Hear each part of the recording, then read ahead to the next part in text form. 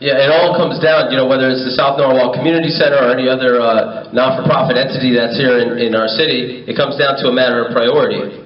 And we have to make sure that it's a priority. Now, the South Norwalk Community Center has taken tremendous strides over the past 11 or so months.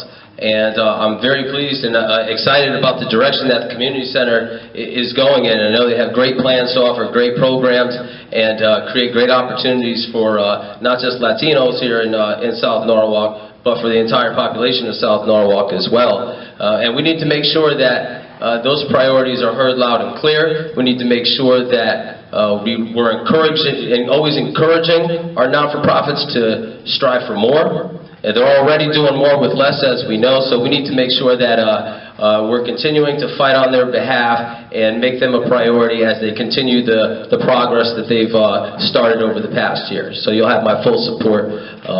Let's keep everything on the up and up. That's what I tell everybody. Thanks so much. Matt? The South Norwalk Community Center, like many other not-for-profits in our community, are going through some pretty tough times.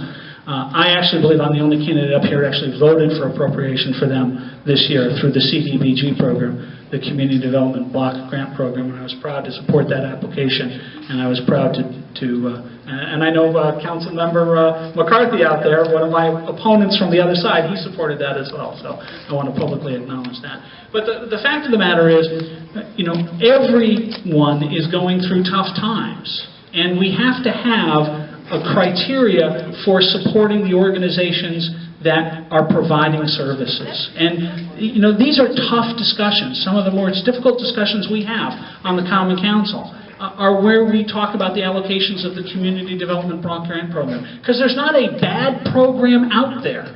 There's not a bad program that doesn't want to achieve something. But what we need to do is make sure that we have a level playing field, that we have set standards, that we hold agencies and not-for-profits accountable, and we provide support for them. And that's something that I've pledged to do as mayor, to have a support network built for our not-for-profits. So they get technical support. So they get financial support when it's appropriate.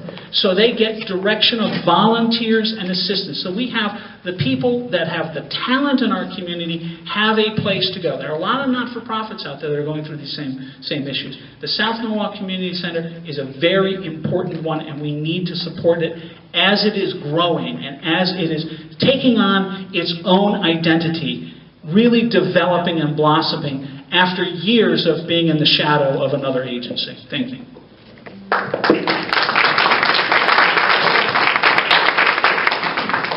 Well, the first part, the answer to the first part is yes, I would restore funding to the South Norwalk Community Center. Not only that, I would take the opportunity to meet with the representatives of the South Norwalk Community Center to evaluate their funding requirements. What do you need to do the job? I would provide city resources to help them research grant funds, whether it's federal level, state level, or a foundation. Because there is money out there for not-for-profits, and it's just not being taken advantage of. We have a grants coordinator in the city of Norwalk. We can provide resources to the South Norwalk Community Center. The South Norwalk Community Center is a vital and integral part of this community. They help so many people, not just old people or young people, not just people in South Norwalk, but all over. And we cannot afford to allow these organizations to suffer financially, because the people that need them most will also suffer.